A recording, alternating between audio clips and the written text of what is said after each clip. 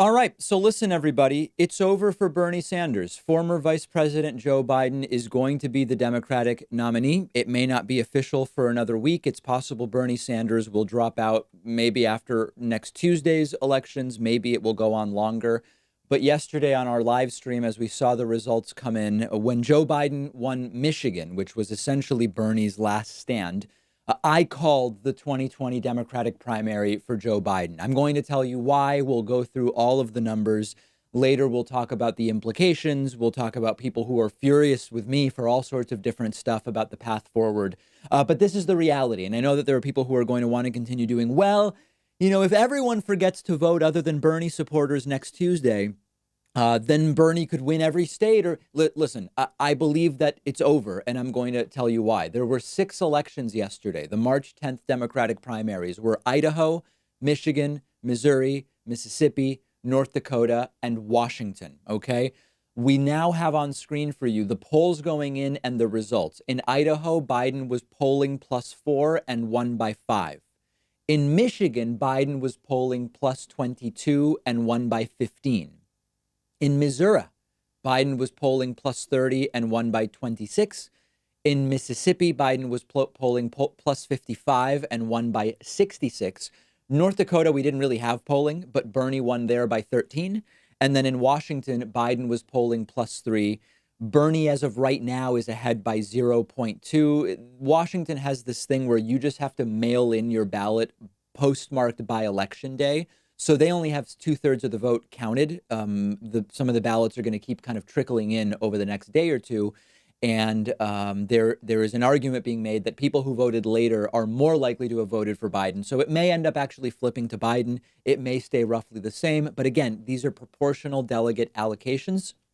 So Bernie and Biden will end up with roughly the same number of delegates out of Washington state.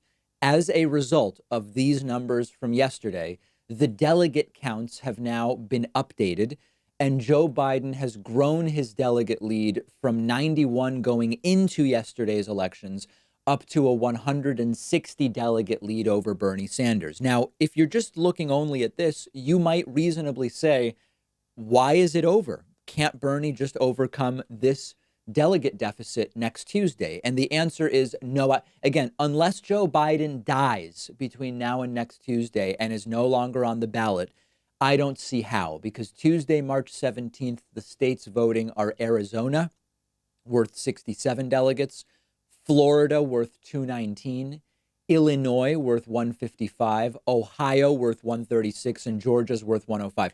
That's a lot of delegates. I mean, just looking, I'm just going by sight, 450 and then another 240. You're talking about nearly 700 delegates next Tuesday. Arizona, Biden's leading by 13. Florida, Biden's leading by 42. Bernie is still winning in Illinois, although the poll from Illinois is months old at this point. That could have changed. Biden's up in Ohio. And then apologies. Georgia is not next Tuesday. It's actually the following. But also Biden winning by 10 in Ohio and 18 in Georgia. So even if Bernie was able to win, Illinois by 5, despite that being old polling, Biden is going to win Florida. It's going to be combined with a bunch of the other states. This is going to put Biden hundreds of delegates ahead of Bernie Sanders after next Tuesday. And then you get to Georgia, where Biden is up almost 20 points, probably more like 25 now because that's an old poll. So here's my message. If you've not voted, go and vote. Vote for whoever you support. Even if Bernie can't win, he can get more delegates, and that gives him more negotiating and bargaining power, maybe to pull Joe Biden's eventual general election platform to the left. At this point, though, I don't think I'm doing anything for you if I continue to pretend like it's open. This could flip, this could go the other way.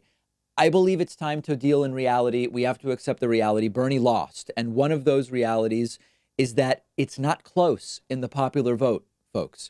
Joe Biden is leading Bernie Sanders in the popular vote by nearly 1.5 million votes. This is a far larger margin than some presidential elections have been decided by. So this is a big win for Joe Biden. And that's my starting point for what we are going to discuss in the next segment. But before we do that, I want to dip around and talk about a couple of other things. I want to tell you about one of our sponsors, Magic Spoon. Remember breakfast cereal? When I was growing up, breakfast cereal was a really big part of my Saturday mornings. Then I became an adult and realized I don't want to be eating all that sugar. I don't want to be eating all that junk.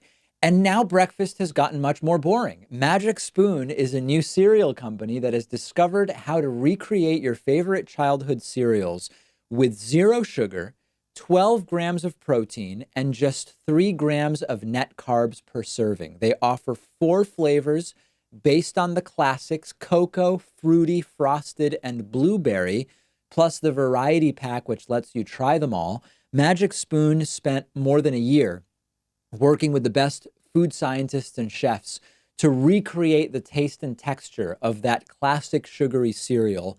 But it tastes so incredible, you would never guess that it was healthy. It's keto friendly, gluten free, grain free, soy free, low carb, and GMO free. You've got to try it to believe it because it tastes great. My favorite, of course, cocoa. Cocoa. Go to magicspoon.com/Pakman. Grab a variety pack and try it today. Make sure to use the promo code Pakman at checkout to get free shipping. Magic Spoon is so confident in their product, it is backed with a 100% happiness guarantee. If you don't like it for any reason, you'll get a refund. No questions asked. That's magicspoon.com/Pakman. Promo code Pakman for shipping.